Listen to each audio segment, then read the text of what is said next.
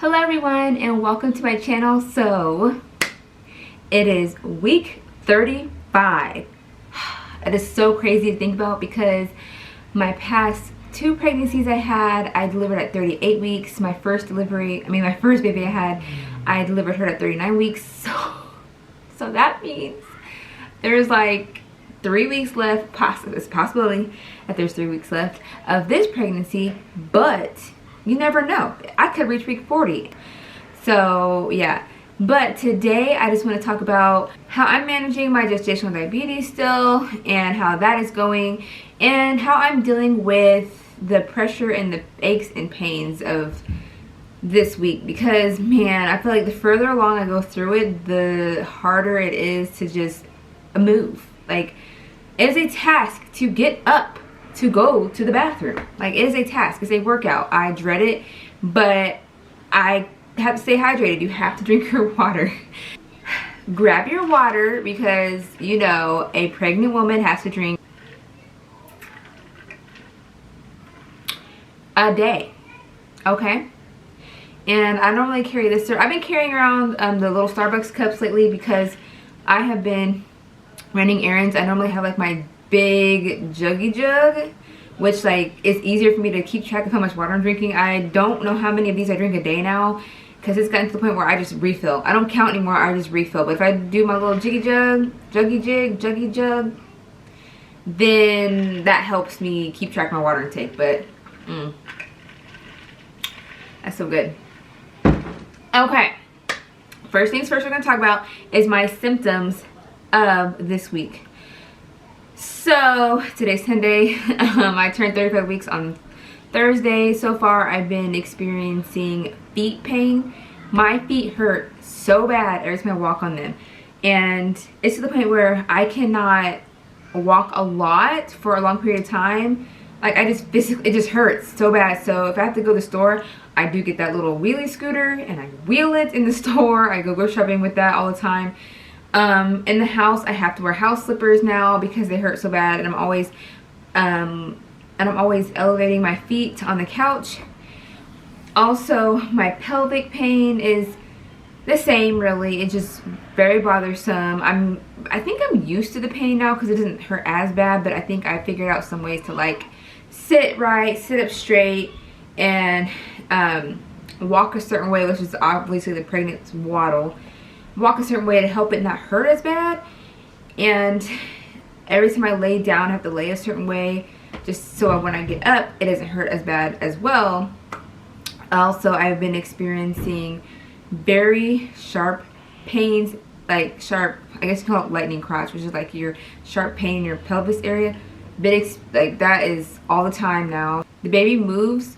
The movement of the baby is so intense that you see limbs, like you can actually see limbs just rolling in my stomach, and you see my stomach doing this. Like, there's just so it's so intense, y'all. It's so intense, it hurts.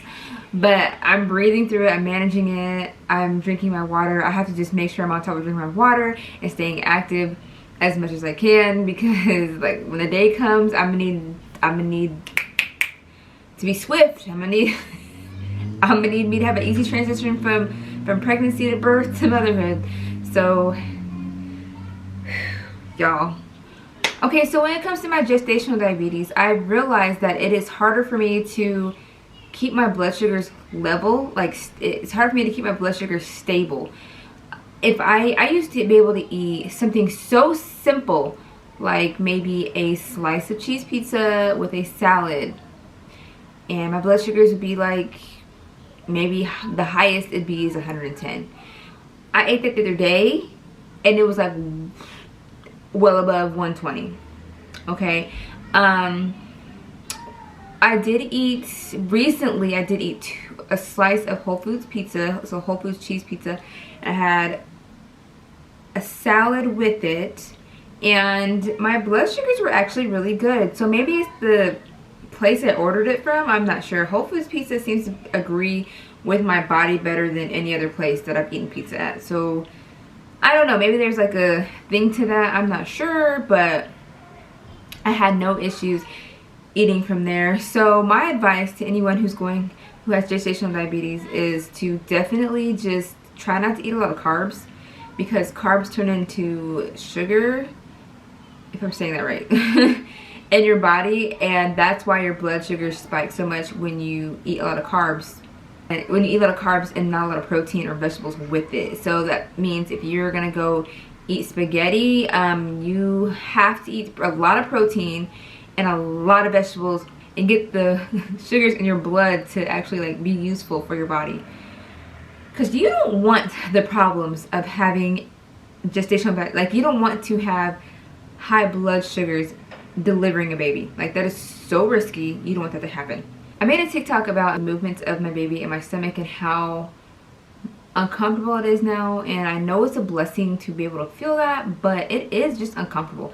It's not a good feeling because they're stretching all of their limbs and it's reaching your rib cage, your bladder, your sides, and it's just not a good feeling to feel your stomach stretch. And I understand that it is a blessing to be able to feel the move, and you want to feel the move, don't get me wrong, but that doesn't cancel out the fact that it's uncomfortable.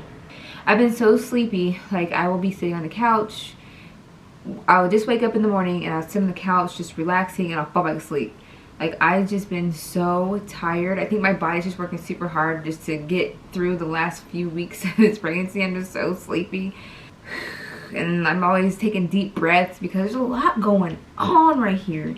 So the nesting phase has really hit me the most. I'm really just overwhelmed from the nesting phase because I want to get as much done as I possibly can, but it's just, I'm just so slow and it's hard for me to move around that it makes it hard for me to get tasks done. I want to hang up pictures on my walls. I want to sweep the floors. I want to build a breast pump station, breastfeeding station, and a nursing station, I don't know, in my room so it's easy to get everything I need to get to nurse the baby. And it's just so much, like I just get so tired. I just get so tired and I need to get over that. But then when I get tired, my hips start hurting and then my feet start hurting and then my stomach starts hurting. It's just everything just hurts and I'm trying my hardest to just get it done. So I'm trying to motivate myself and record myself doing this because I feel like it'll motivate me to get it done. But every time I think about it, I get tired. I'm like, oh my gosh, I have to do all this stuff. But I have to do it because y'all, I gotta clean. That's part of the nesting phase. You feel like you gotta clean, everything has to be perfect, you have to get everything you need for your baby ready to go. And I want to do this, but I'm just so sleepy and tired and achy. Nothing has really changed since week 34. Still aches and pains, trying to manage my gestational diabetes. I have been vlogging as much as I can so you guys will know what it's like me living with gestational diabetes and with my other kids and what I'm dealing with and just everyday life. And that's even hard just because I fall asleep when I'm editing. I see y'all in the next week's video, week 36, and I hope y'all have an amazing day. Talk to you later. Bye.